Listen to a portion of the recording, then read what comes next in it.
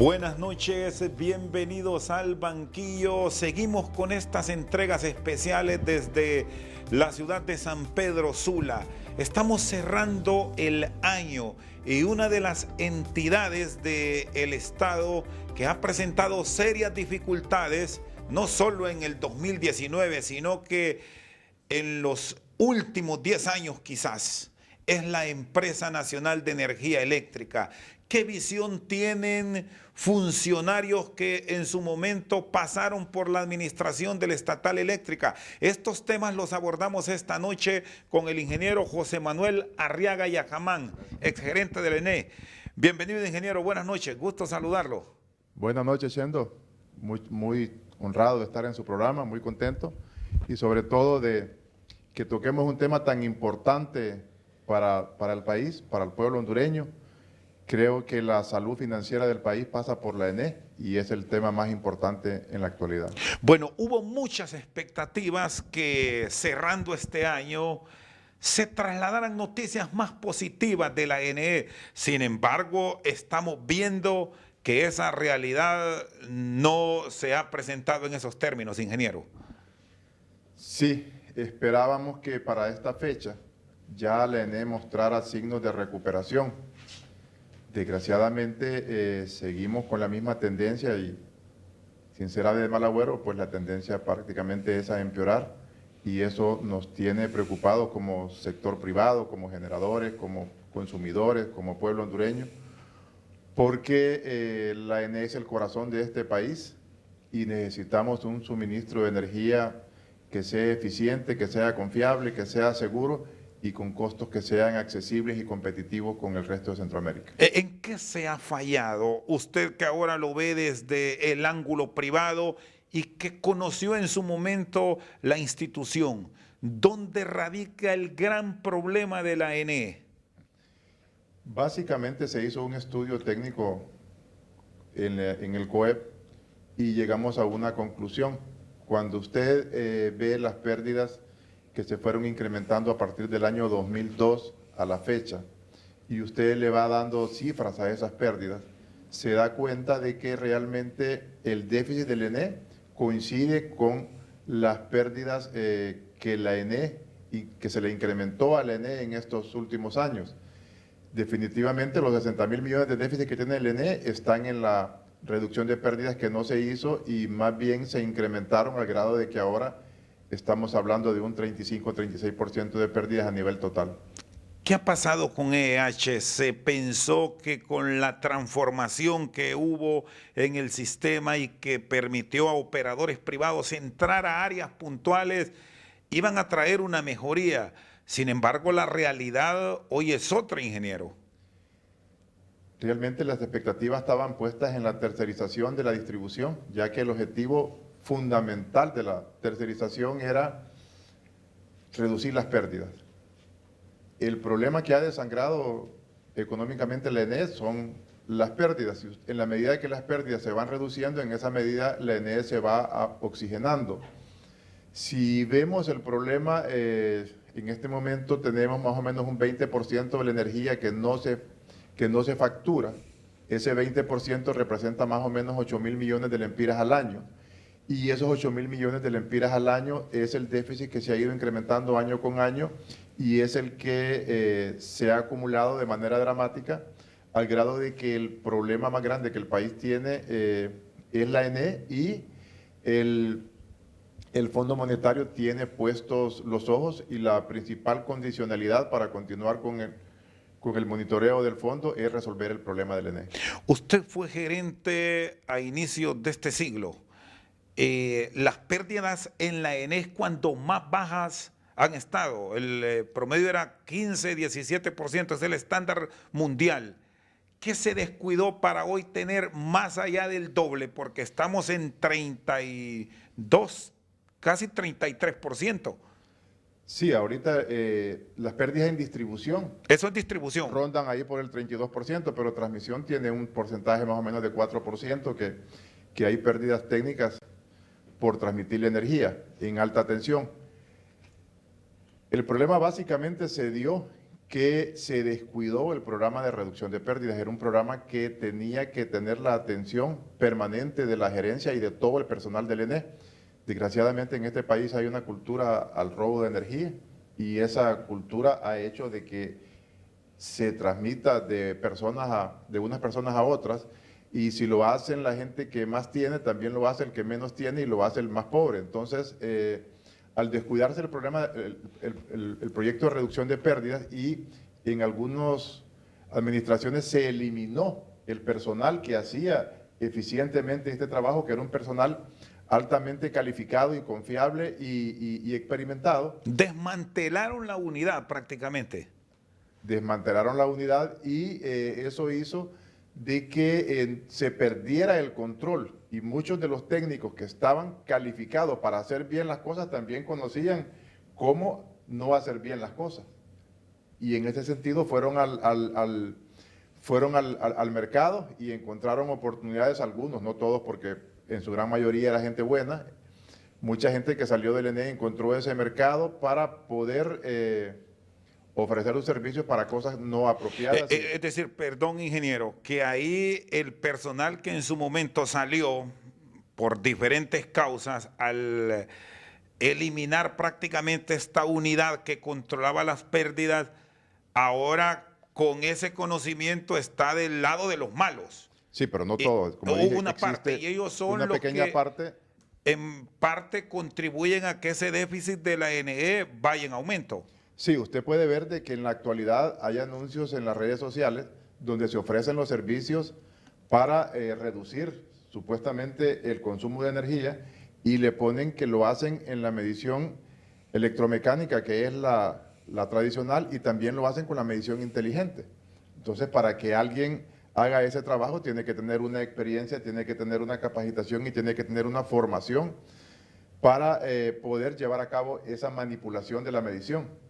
Ahora, el término que se usa en este gran conflicto que tiene la ENE es hurto de energía. La población lo identifica como robo, ingeniero Arriaga Yacamán. ¿Qué está pasando?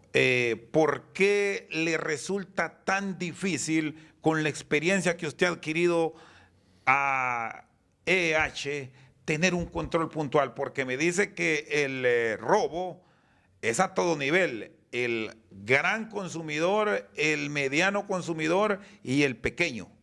Sí, es a todos los niveles.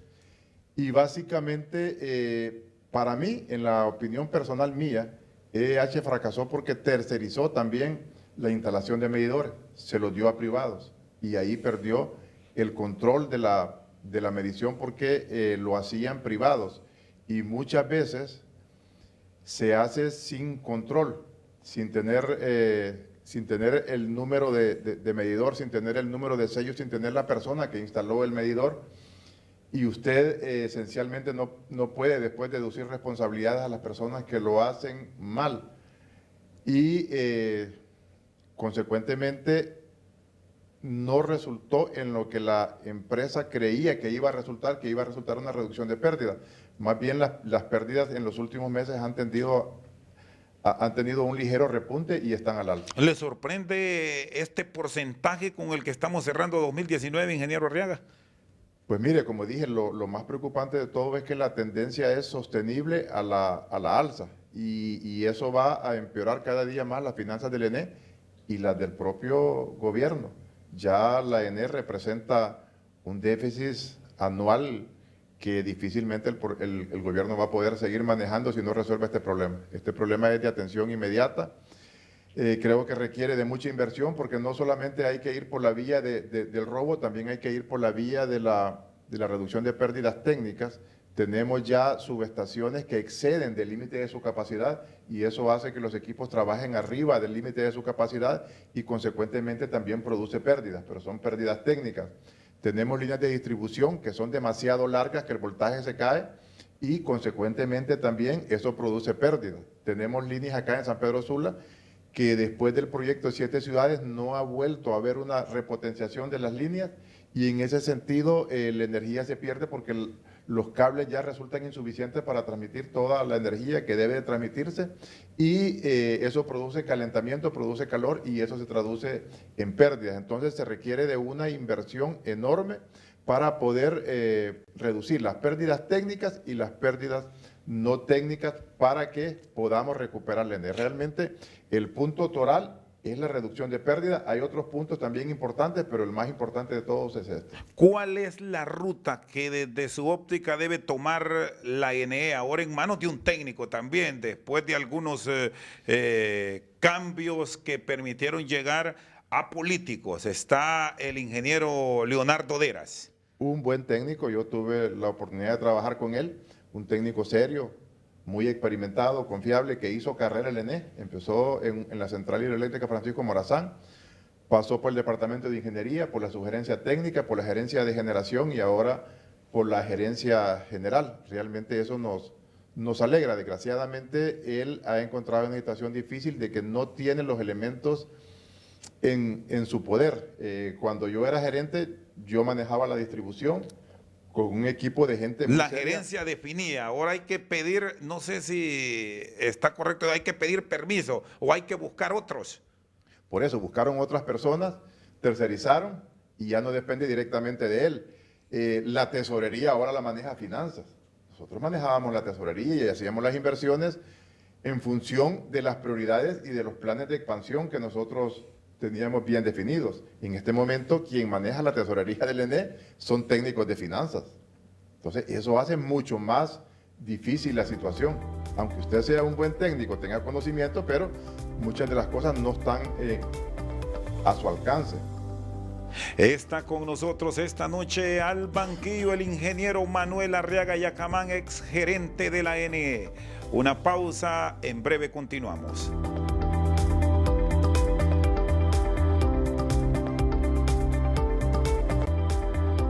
Sigue con nosotros esta noche al banquillo el exgerente de la ENE, don Manuel Arriaga Yacamán. ¿En qué zonas es donde se está generando mayor conflicto y se presenta esa dificultad para entrar en un verdadero proceso de reducción de pérdidas del estatal, ingeniero?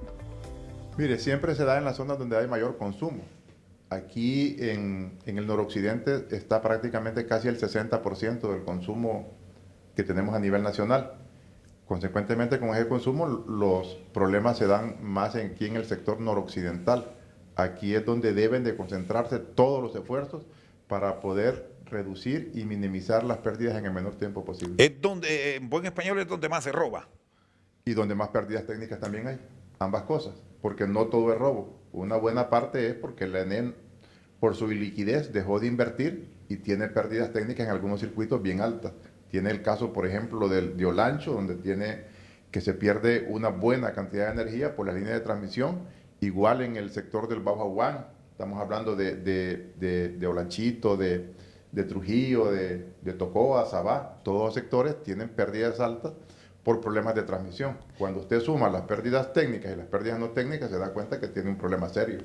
La zona de mayor dificultad en esto de la transmisión sigue siendo Olancho y el Bajo Aguán. Es correcto. Parte de Atlántida. Por problemas de transmisión que también generan problemas de pérdidas. Y acá en el noroccidente, donde está concentrado el mayor consumo, consecuentemente a mayor consumo, mayor robo. Ingeniero, se han hecho una serie de reformas a la ley del sector eléctrico. ¿Pasa por cambiar leyes, resolver el problema de la ENE, o es más en algunos casos de voluntad de quienes están al frente de la institución y las demás entidades que deben apoyarlo? Mire, pasa por tener un respaldo legal, obviamente, pero el resto depende de la voluntad de la parte técnica,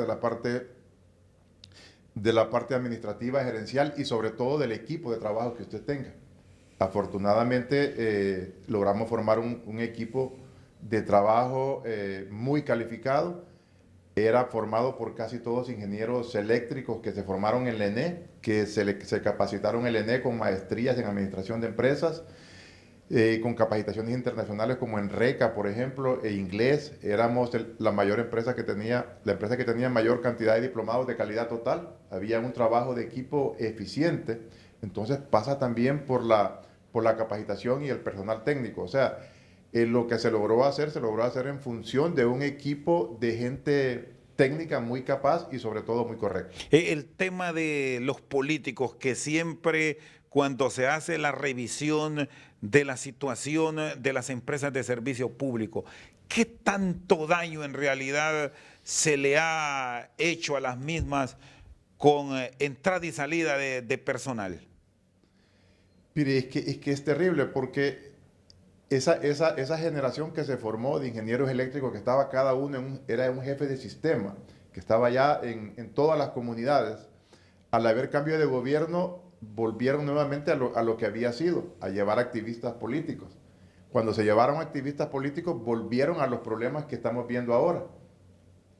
Y uno de los problemas de la reducción de pérdidas empieza por eso también, pues porque se despidió a la gente calificada y se colocaron activistas políticos en los sistemas, los cuales hacían incluso campaña política regalando energía sin facturar y sin colocarle medición.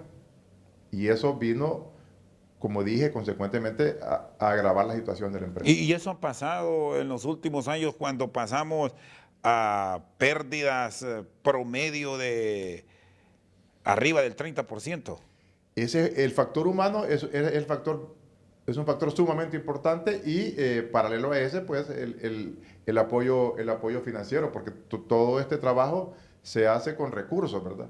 En la medida de que el ENE se fue alejando de las metas y se fueron incrementando las pérdidas, se fueron reduciendo los ingresos y consecuentemente sin ingresos no había inversión y con personal no calificado y no competente, estamos viendo lo que en este momento estamos viendo. Los cambios que se operaron en la administración de Jesús Mejía, que se separó gran parte del personal y hablaron de una reingeniería que se ha vuelto una palabra de moda, ¿contribuyó o va a contribuir a futuro en este 2020 que lo tenemos a las puertas en tener una institución más robustecida, mucho más dinámica? Mire, es que esto es parte de lo que nosotros le estamos apostando, que es a la aplicación de la Ley General de la Industria Eléctrica. ¿Eso qué implica? Que la ENE se va a dividir en 3 empresas, una de generación, una de transmisión, una de distribución.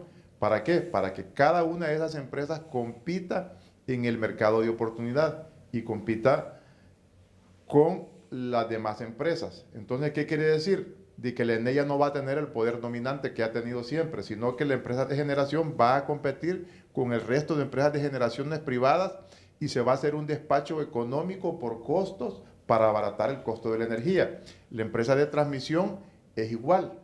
Va a competir con empresas privadas, ya el acceso para construir líneas de transmisión por parte de la ley está y usted puede construir una línea de transmisión y competir con las líneas que tiene la ENE con calidad, con eficiencia y sobre todo con precios. La distribución es igual, debimos de haber hecho lo que hizo Guatemala. Guatemala dio una concesión a la distribución por 25 o 30 años. Consecuentemente, con ese plazo, Guatemala pudo hacer grandes inversiones, pero amortizadas en el largo plazo. Aquí se quiso hacer una tercerización en 7 años con una inversión de 350 millones y eso amortizarlo en 6 años. Entonces, eso es demasiado pesado para las tarifas y esas concesiones se hacen a 25 o 30 años. Y hay interés con la situación del país actual y revisando lo que ha pasado en los últimos meses de empresas externas en venir y poner plata por una institución que es la vista permanente de los organismos internacionales, o va a ser difícil encontrar quien se interese en la estatal, ingeniero? Es que si se hacen las cosas bien y si se hacen en función de lo que manda la ley, el resultado en el mediano y largo plazo va a ser bueno. Va a haber inversión. ¿Por qué? Porque la ley permite que puedan entrar los privados y permite que puedan competir entre privados y esa economía que genera esa competencia se traslada como beneficio al pueblo hondureño. Y eso hace que el sector público ya no tenga que invertir en la ENE, como actualmente lo hace, que tiene que invertir 6.000, 8.000 millones al año para poder mantener la ENE a flote. Ese aporte se hace por medio de los privados, pero a través de una ley que regula la participación de todos los privados a través de una Comisión Reguladora de Energía Eléctrica y a través de un operador del sistema. ¿Y cómo debe entender el ciudadano de a pie estos conceptos, ingeniero Arriaga y Acabán? Porque cuando le hablan en esos términos, se le encienden las luces pensando que vamos a privatizarla, que van a entregar a una empresa que todavía bajo una administración adecuada puede ser rentable a privados o a terceros por el juego de palabras que se desprenden de la ley. Es que la ENE debió de haber sido rentable, pues, y todos lo sabemos, es una empresa, es un monopolio estatal que debe de ser rentable y inexplicablemente no es rentable. Es el único monopolio que quebró. Inexplicablemente no es rentable, pues, y por la gracia de Dios y por el apoyo de un gran equipo, a nosotros nos tocó entregar con inversiones al día y nos tocó entregar con más de 1.000 millones la tesorería del ENE. Es la única vez que ha tenido superávit en los últimos 20 años. Sí, como dije, por la gracia de Dios y de un gran equipo de trabajo se logró entregar con más de 1.000 millones la tesorería del ENE. O sea, eso si se hace correctamente es bueno, pero si tenemos la experiencia de los últimos años que no se maneja adecuadamente, lo mejor es que dejar que el sector privado haga las inversiones, pero que los haga en función de la ley. Por ejemplo, ahorita se menciona de que van a contratar 350 megavatios de energía. La ley manda de que debe de ser por una licitación pública internacional, transparente y participativa, para que podamos tener el mejor costo y poder beneficiarnos como hondureños y como país de esos costos. Es decir, cero compra directa. La ley dice que usted no puede firmar ningún contrato directo ni prorrogar ningún contrato que no sea por licitación pública internacional. Y aquí no cabe la famosa emergencia, que siempre por ese espacio que se permite aparecen muchas compras que sorprenden y pasa lo que ocurrió recientemente en el Congreso Nacional, que se genera la duda y se vota desfavorable a proyectos que se presentan ante la Cámara. Sí, por eso en el operador del sistema, y usted lo puede ver, ya es de conocimiento público, nosotros participamos como sector privado en el operador del sistema y hay ya un plan de expansión de la transmisión y hay un plan de expansión de la generación, donde está claramente definido los requerimientos que el país tiene de su crecimiento vegetativo y de los contratos que se van venciendo y que deben de ser reemplazados por generación más eficiente, con tecnología de punta, con mejores condiciones y con mejores precios. Entonces ya tenemos un plan que nos dice, para el próximo año hay que licitar 260 megavatios, para el 2024 deben de entrar 500 megavatios para sustituir toda esta generación térmica cara por generación más eficiente y más barata con tecnología de punta, y eso es lo que nosotros esperamos que en el mediano plazo traiga los beneficios que el pueblo hondureño espera, pero esos beneficios se van a dar si hay apertura, si hay participación y si es con equidad y con igualdad. La generación a futuro está proyectada para proyectos de generación térmica, o hay posibilidades de seguir con apuestas a otro tipo de energía alternativa, como ha sido siempre la hidroeléctrica, que manejada adecuadamente sigue siendo la más cómoda al final de un proceso. Sí, lo que pasa es que usted tiene que sustituir energía térmica que le da una capacidad firme, porque la energía térmica tiene la ventaja de que cuando usted la requiere, usted arranca sus plantas y tiene la disponibilidad. Algunas tecnologías renovables, por ejemplo, como el sol, el aire, solo tiene generación en las horas puntas del mediodía con la energía solar, y la eólica en estación. Hay estaciones que hay mucho viento y hay estaciones del año que no hay viento. Esta potencia eventual deben descartarla para estos grandes proyectos de inversión del próximo año y la de 2024, ¿o no la descartan? Pues mire, es que nosotros necesitamos contratar urgentemente ambas cosas y casi ambas licitaciones deben de salir juntas, porque lo del 2024 hay que hacerlo con el suficiente tiempo, por eso la planificación es importante y esa es la palabra clave para responder la pregunta que usted decía. Si nosotros lo hacemos con planificación y licitamos antes, entonces tenemos 4 años para hacer la licitación para que el inversionista pueda construir sus plantas con tiempo y pueda presentarnos la mejor oferta. Pero si vamos y lo hacemos por emergencia y lo hacemos porque ya se requiere para el próximo año, en los próximos días, en los próximos meses, entonces lo que vamos a conseguir es lo que esté disponible en el mercado para corto tiempo. Por eso se está planificando para los próximos 20 años, para que el país no vuelva a lo que desafortunadamente se ha dado en los últimos años. Está con nosotros esta noche al banquillo el exgerente de la NE, Manuel Arriaga Yacamán. Una pausa, ya regresamos.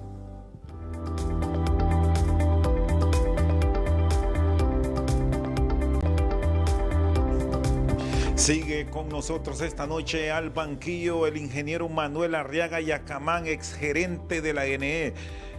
¿De qué promedio de inversión a mediano plazo, que no será el 2020 la puesta en mesa de la plata, estamos hablando para salvar la institución, ingeniero?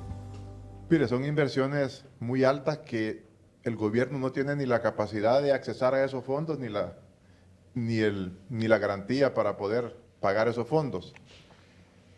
Estamos hablando de que con el plan de expansión de la transmisión hay que construir líneas para resolver, por ejemplo, en forma definitiva el problema del Bajo Aguán, construir una línea que va desde el Negrito Lloro, pasa por Lloro y llega a Coyole Central. Y con eso usted resuelve el problema del Bajo Aguán y se va a evitar los problemas que en este momento tiene, ¿verdad? Porque el Bajo Aguán está condenado, así como está, a no poder recibir inversión porque no hay capacidad para poderle dar a la industria y a la empresa privada. Bueno, y cada rato escuchamos que nos trasladan información que hay apagones. Correcto. Lo mismo en Olancho, que se está esperando que el proyecto Patuca 3 pueda entrar en operación porque se va a generar la energía ahí, no se va a llevar desde Amarateca hasta Olancho. Entonces eso hace que mejore el voltaje y también que se reduzcan las pérdidas. En transmisión se requieren aproximadamente para el mediano plazo unos 300 millones. Hay que construir también la línea que viene desde Puerto Cortés hasta San Pedro Sula y repotenciar el anillo de 138 acá en San Pedro Sula y las subestaciones de San Pedro Sula para que podamos en el 2024 licitar una planta de 500 megavatios que puede darse en Cortés, en el puerto, sea con carbón, sea con búnker o sea con diésel, perdón, con gas natural, y repotenciar una línea que hay de 69 por una línea de 230 para que tenga la capacidad de ingresar esa energía acá al sistema interconectado nuestro. Por cierto, y hablando de esos sistemas de distribución, ingeniero, ¿fue débil el Estado o se erró por parte de quienes administraban el país y la misma NE cuando muchas empresas generadoras de energía tenían la responsabilidad de construir líneas de transmisión y hasta de sustituir ciertos tramos de las mismas y no lo hicieron y le cargaron esa responsabilidad al mismo Estado? Pues sí, es así, es desafortunado porque cuando se firma un contrato se dan garantías de cumplimiento y eso debió de haber sido cumplido y ejecutado porque realmente el país en este momento de lo que más adolece es de líneas de transmisión, subestaciones, y como dije, mejorar la conducción en los sistemas de distribución. Me mencionó el tema de Patuca. En Olancho también este 2019 no ha sido nada positivo para los habitantes de este sector. Al entrar al entrar el proyecto de Patuca, ¿se garantiza que tendrán energía? ¿O volvemos a lo mismo, que como no se tiene la línea de transmisión, de nada servirá? Es que es cierto, la línea de transmisión es limitada porque es una línea de 69. En el plan de expansión de la transmisión está unir inclusive la generación de Patuca con la línea de transmisión que va hacia el Paraíso. para cerrar ese anillo ahí y consecuentemente con eso mejorar la calidad del servicio. Si Patuca 3 da lo que está programado que va a dar en energía y capacidad, porque se van a hacer las pruebas cuando el embalse se llene, entonces definitivamente el problema de Blancho se va a resolver en forma definitiva. Que ya no será en estos días como se tenía planificado, se espera que sea antes de mayo del 2020, no tienen una fecha puntual porque efectivamente no se ha llenado el embalse. Sí, desafortunadamente esto no se ha dado y incluso las tarifas han sufrido el impacto porque estaba programado que ese proyecto iba a entrar con un costo más bajo y al no entrar ha tenido que ser sustituido por energía más cara y consecuentemente también ha impactado en las tarifas la no entrada de Patuca 3. ¿Se ha logrado establecer, ingeniero, que generará los 104 megas o va a entrar con menor potencia? Hay que esperar, cuando el embalse se llene y esté a su máxima capacidad, entonces se van a hacer las pruebas de los equipos para ver si los equipos dan la eficiencia que se comprometió a dar la empresa constructora que tenía que dar, y hasta entonces pues todos esperamos que la eficiencia sea la que se ofreció y la que se comprometió por parte de los contratistas. Ya el Estado, después de las experiencias con Patuca, que es un proyecto que tardó su finalización, ¿debe olvidarse de entrar a este tipo de obras, ingeniero? ¿O todavía debe seguir apostando, a pesar de todo lo que se dice de la administración pública, con este tipo de edificaciones? Mire, hay cosas buenas y hay cosas que tal vez no son tan buenas. Por ejemplo, la experiencia del Cajón, Cañaveral Río Lindo, es una experiencia que afortunadamente los gobernantes de ese tiempo tomaron la decisión de hacerlo. El Cajón tiene un costo más o menos, porque ya está depreciado, de 2 centavos y Cañaveral tiene un costo que supera el centavo. Son costos muy buenos, los mejores de Centroamérica, y afortunadamente para el país tenemos esos proyectos. Creo que si se hace de otra manera, por ejemplo, como lo hizo Costa Rica, que constituyó fideicomisos, pero fideicomisos donde participaba la empresa de generación y el banco que prestaba el dinero, y las construcciones de los proyectos se hacían transparentemente y el propio proyecto pagaba directamente al fideicomiso sin endeudar a la ENENI, al país. Bajo un esquema de eso yo lo veo muy conveniente, porque cuando los proyectos se pagan son trasladados al Estado y los costos, como dije, del Cajón ahí rondan los 2 centavos de operación y mantenimiento, y son costos muy favorables para el país que nos permitirían no solamente tener mejores tarifas, sino que nos permitirían desarrollarnos en el futuro. Por cierto, y hablando de esas tarifas que el abonado desde luego las espera mucho más bajas, se habla que en enero, que lo tenemos ya días, viene una nueva revisión por parte de la Comisión Reguladora de Energía Eléctrica, que es la que impone, sube y baja. ¿Ha funcionado, ingeniero, este operador dentro del sistema energético? Pues mire, se le está apostando que la CRE, que es el regulador, va a ser el árbitro imparcial que va a vigilar que lo que la ley manda se cumpla. Entonces, estamos confiados de que cuando los indicadores, como ser la devaluación, el costo del combustible, las inversiones en transmisión, las inversiones en distribución que se hagan, se reflejen en las tarifas, pero que se reflejen realmente como deben de ser, que si sube, pues desgraciadamente sube, pero hay que apoyarlo, y que cuando bajen, también bajen en la misma proporción. Que eso es lo que genera el enorme conflicto, y usted también como usuario y que conoce de la institución lo ha experimentado, que si sube el abonado dice son groseros, y cuando baja, revisando el comportamiento del precio de los energéticos en el mercado internacional, sorprende los números que dan los señores de la CRE. Sí, para el caso en esta revisión, estuve viendo ahí los costos del mes de diciembre. Por ejemplo, la generación térmica se ha reducido sustancialmente, al grado que tenemos costos del kilovatio, costo variable de 6.6 centavos, que son costos muy buenos, muy favorables, pues. Ojalá Dios permita que el combustible siga bajando en los próximos meses para que la tendencia, lejos de subir, sea la baja. ¿Qué establece el sistema de la Comisión Reguladora de Energía Eléctrica? Que se haga cada trimestre. Sí. ¿Es consecuente este tiempo? ¿Qué piensa usted de eso? Todo es consecuente y esas son las normas que se practican en todas partes del mundo. En todas partes del mundo, en Sudamérica, en Centroamérica, se hacen revisiones trimestrales y en función de la revisión, en función de las inversiones y en función de los costos de generación, se saca un costo marginal y en función de eso las tarifas suben o bajan, pero que se aplique lo que realmente es y que no deben de transmitírsele al usuario ineficiencias ni de los generadores, ni de los transmisores, ni de los distribuidores.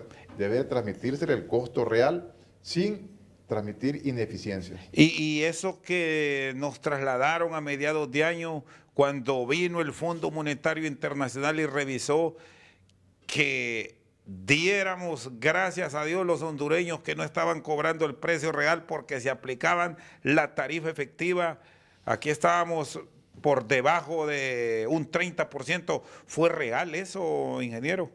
Había un desfase en las tarifas. Desgraciadamente, en algunos gobiernos se han manejado las tarifas políticamente y eso hace que incremente las pérdidas del ENE. Ese es otro elemento que también ha asfixiado en algunos momentos la economía de la empresa, porque no se han transmitido los costos reales. Por eso nosotros confiamos en el árbitro, confiamos de que van a ser imparciales y confiamos de que van a aplicar realmente la ley como corresponde. En este momento no hay una tarifa real, viendo la realidad pura del mercado. Yo diría que se está aproximando a la realidad, pero que todavía tiene algunos elementos que deben de acondicionarse para tener una tarifa real. Está con nosotros esta noche al banquillo el ingeniero Manuel Arriaga Yacamán. Una pausa, en breve continuamos.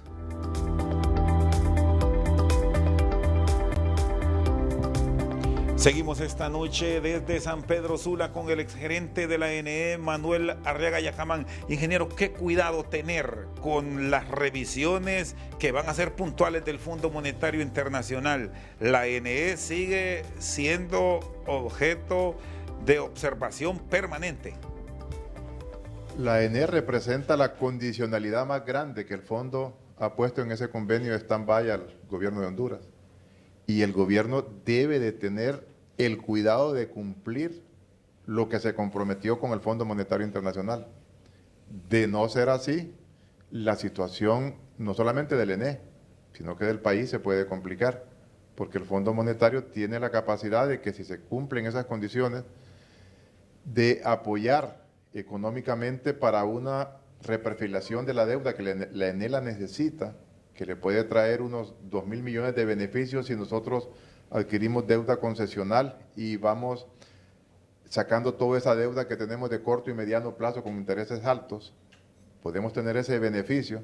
El país también puede salir afectado porque no solamente tendría problemas la ENE, sino que como país yo quiero pensar de que tanto la ENE como el gobierno van a cumplir los compromisos, que se va a aplicar la Ley General de la Industria Eléctrica, que se va a dar todo el apoyo a la Comisión Reguladora de Energía, que se va a dar todo el apoyo al operador del sistema, tanto económico como del apoyo que requieren para funcionar al 100%, para que podamos implementar esta ley, para que pueda ir saliendo poco a poco el estado de este problema y sean los privados los actores principales y sean los que tengan la función principal de hacer la inversión que en este momento requiere a gran escala el país. Aquí la planificación debe ser fundamental, el tema de la reducción de pérdidas.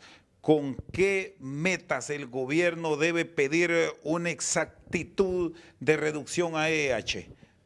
Bueno, si nos vamos a lo que dice el contrato, el primer año debieron de haber reducido 4%, el segundo año debieron de haber reducido 3%. y el tercer año este que estamos terminando debieron de haber reducido otros 3%. Pero la realidad nos pone en otro panorama. Las pérdidas deberían de haberse reducido ya ahorita para diciembre 10%. Eso significa que deberíamos de estar rozando ahí el 22%. Y estamos más bien 10 arriba, si nos basamos en ese renglón. Sí, y eso implicaría que ese 10% a un promedio de 16 millones por cada 1% de dólares, entonces estaríamos hablando de que ya la ENE estuviera recibiendo más de 160 millones de dólares que en este momento no lo recibe y que oxigenaría rápidamente las finanzas del ENE y le ayudaría a mantener sus cuentas más al día de lo que en este momento está. ¿Hay riesgo de que ese contrato con EH se deje sin valor?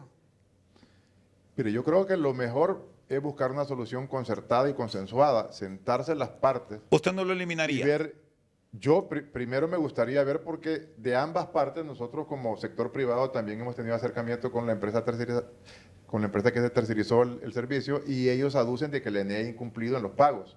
Y el ENE también aduce que EH ha incumplido.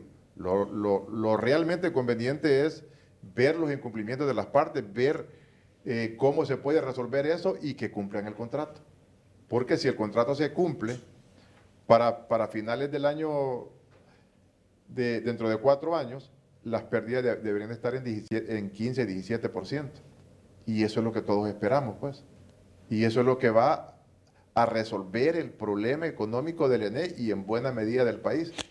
Ingeniero, y dentro de todo este escenario está la potencia que debe tener disponible el abonado, el inversionista que viene. Estamos con mucha expectativa en el 2020. ¿Cómo estamos ahí? ¿Va a responder la ENE con todos estos cambios o estamos en rojo también? Es una situación difícil. Realmente en los últimos años se ha ido acumulando algún déficit de energía y potencia, que en el 2020 desafortunadamente se iba a incrementar porque tenemos un año muy seco. El año 2019 que estamos finalizando es el año seco más alto registrado, por ejemplo, en los 30 años del Cajón. Nunca se había registrado un año tan seco como el que estamos viviendo. Y el 40% de la energía que en este momento se genera aproximadamente en el país es generación hidroeléctrica. Al reducirse sustancialmente las lluvias, también se reduce el nivel de los embalses y también se reduce la generación. Y esa generación que se reduce va a afectar el próximo año y se va a sumar al déficit que ya traíamos. La ENE debe de tomar, y el gobierno, algunas medidas urgentes para paliar el problema que se puede dar el próximo año. Acuérdese usted que la energía más cara es la que no se suministra. Y yo le agrego otro que me dice el año seco. El 2020 es político.